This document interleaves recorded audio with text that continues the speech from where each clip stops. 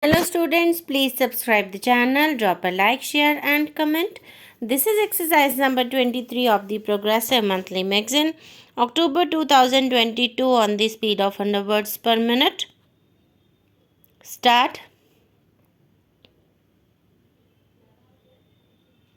Honorable Speaker, Sir, I take this opportunity to thank all the taxpayers of our country who have contributed immensely and strengthened the hands of the government in helping their fellow citizens in this hour of need. Drawing wisdom from our ancient texts, we continue on the path to progress.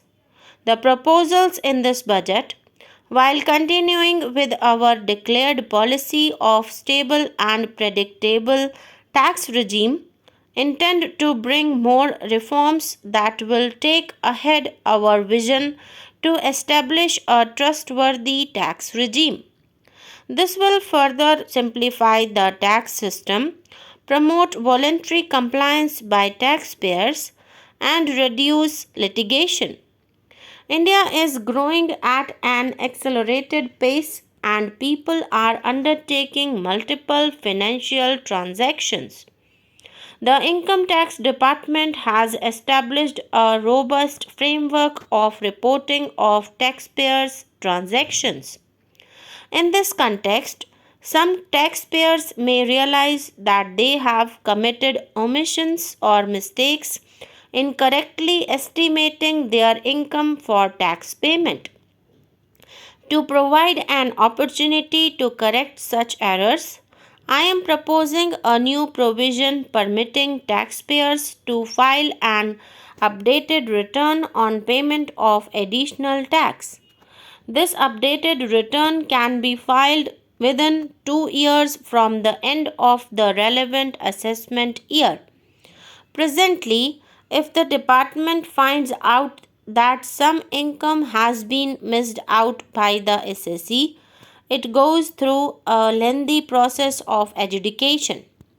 Instead, with this proposal now, there will be a trust reposed in the taxpayers that will enable the assessee himself to declare the income that he may have missed out earlier while filing her return.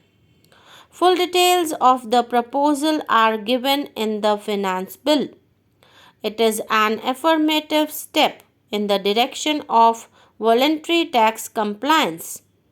Currently, cooperative societies are required to pay alternate minimum tax at the rate of 18 and 1/2%. However, companies pay the same at the rate of 15%. To provide a level playing field between cooperative societies and companies, I propose to reduce this rate for the cooperative societies also to 15%.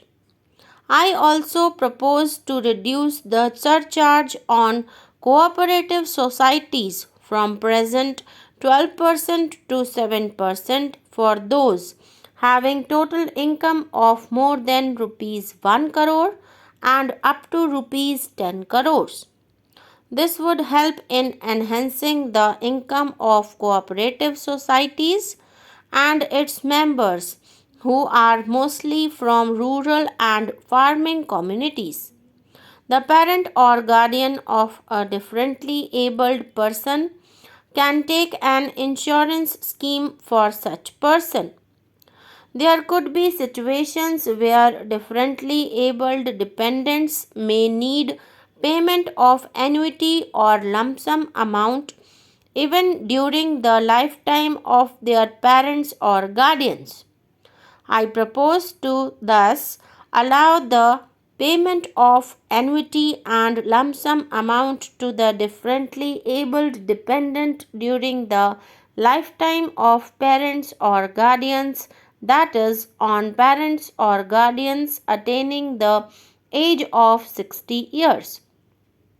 At present, the central government contributes 14% of the salary of its employee to the national pension system. This is allowed as a deduction in computing the income of the employee. However, such deduction is allowed only to the extent of 10% of the salary in case of employees of the state government. To provide equal treatment to both central and state government employees, I propose to increase the tax deduction limit from 10% to 14% on employers' contribution to the NPS account of state government employees as well. This would help in enhancing the social security benefits of the state government employees and bring them at par with central government employees. Startups have emerged as drivers of growth for our economy. Over the past few years, the country has seen a manifold increase in successful startups. Eligible startups established before 31/3/2022 had been provided a tax incentive for 3 consecutive years out of 10 years from incorporation. In view of the COVID pandemic, I propose to extend the period of incorporation of the eligible startup by one more year, that is, up to 31/3/2023, for providing such tax incentive. In an effort to establish a globally competitive business environment for certain domestic companies, a concessional tax regime of 15% tax was introduced by our government for newly incorporated domestic manufacturing companies. I propose to extend the last date for commencement of manufacturing or production under Section 115B by 1 year, that is from 31st March 2023 to 31st March 2024. There has been a phenomenal increase in transactions in virtual digital assets. The magnitude and frequency of these transactions have made it imperative to provide for a specific tax regime. Accordingly, for the taxation of virtual digital assets, I propose to provide that any income from transfer of any virtual digital asset shall be taxed at the rate of 30%. No deduction in respect of any expenditure or allowance shall be allowed while computing such income except cost of acquisition. Further, loss from transfer of virtual digital asset cannot be set off against any other income. Further, in order to capture the transaction details, I also propose to provide for TDS on payment.